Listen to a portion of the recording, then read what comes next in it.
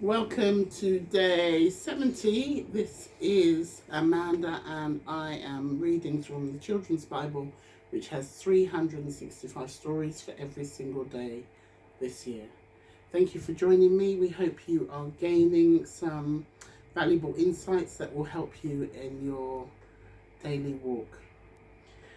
So today fits in really nicely with how I felt about yesterday's story.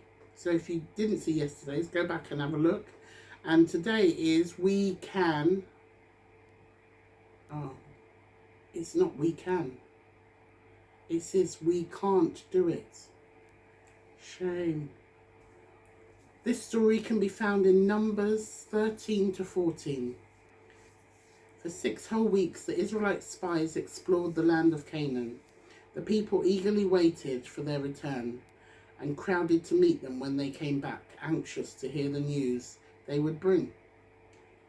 It is a wonderful country, the spies began. Just look at this fruit we found. They held up ripe figs and luscious pomegranates and pointed to huge bunches of mouth-watering grapes that 2 of them were carrying tied to a pole. Then their voices grew sad. The land can never be ours, they went on. The cities are so strong and there are people the size of giants. We look like grasshoppers beside them. At that bad news, the people began to cry and complain bitterly to Moses. We should never have left Egypt. God must hate us to bring us all this way to die in the desert, for we'll never have that country. Then Caleb, one of the spies who had been silent up until then, spoke up. Of course, God can give us the land he has promised us. Let's get ready to go in. Joshua, who had also been one of the 12, joined in, telling everyone to trust God to help them. But the other 10 shook their heads and kept repeating, "We'll never do it, let's give up." The people listened to the 10 spies and paid no attention to Caleb and Joshua. All night long they wailed and moaned at Moses. "We shall be killed. I would be better to go back to Egypt." When Caleb and Joshua tried to persuade them to trust God, they picked up stones to throw at them. All at once the dazzling light of God's cloud blazed out above God's tent. In the sudden hush, God spoke to Moses. "These people will not believe that I can give them the land I promised them. They will not obey me and go into it. Therefore, they will wander in the desert for another 40 years. But their children should go into the land, and my 2 fruitful servants, Caleb and Joshua, will go in with them. Tomorrow, you must turn back away from the borders of Canaan, back into the dry, dusty desert." What do you think of that then?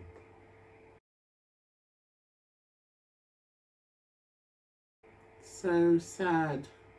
So sad that your disbelief will cut your dreams, will cut your ambition, will cut your destiny.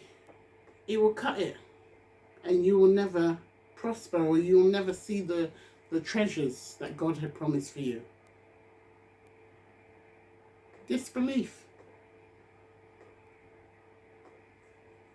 I was getting excited. I had forgotten about what was going to happen yesterday. And I thought the story said, we can do it. But then once I reread it and realised that the people listened to the 10 rather than the 2, I was saddened by the outcome. Another lesson, our disbelief, our lack of focus on what's above. And can I just tell you that we've been conditioned over the years. I'm in my 40s, so over the 40 years that I've been alive, things in this world have changed. Every single year when I was at school, there was a nativity, there was Jesus, there was God, there was talk of all of heavenly things. Now I have children who are in school. We don't have all of that. We might have a Christmas concert, but very rarely now do we have a nativity in school. It's interesting how God has been pushed out of everything.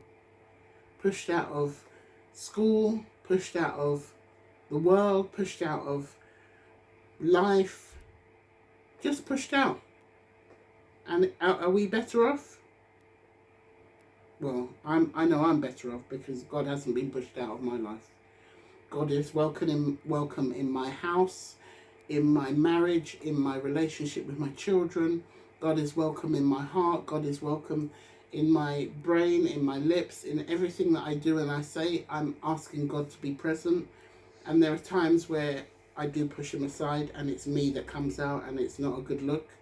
But I tell you, when God is around, I must admit, I'm a much nicer person. Because my eyes can see from his perspective. Not from mine, not my judgmental, judgy perspective. It's not from those eyes that I see people when I have God.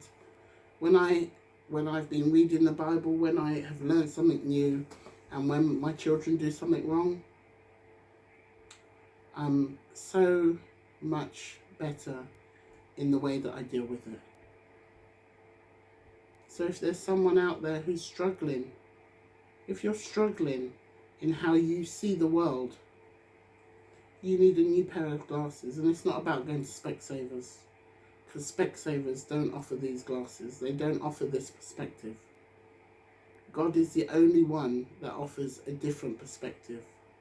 And it's to see people in their beauty, to see your child, not with their moans and their frustrations, but to see the love that is in your child. The beauty, the smartness, the courage, the bravery, the assertiveness, all of those things that your child has. Maybe displaying it in the wrong way right now, but when you see that child from God's eyes, it's a good thing. But when you look at your child from your eyes, it's not pleasant for you or for your child.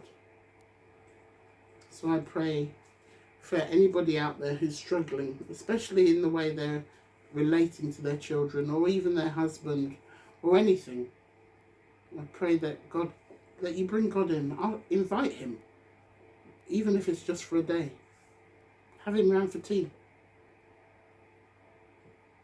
Go up to your room, go to a secret place and invite him. Say, God, I would like you to come to the dinner table. Normally we argue at the dinner table. I'd like to invite you today and see how things are with you around. What's the worst that could happen? He doesn't come. You might have to invite him more than once because he might be busy when you invite him short notice and last minute. But I'm sure he'd turn up if you invite him. God bless you.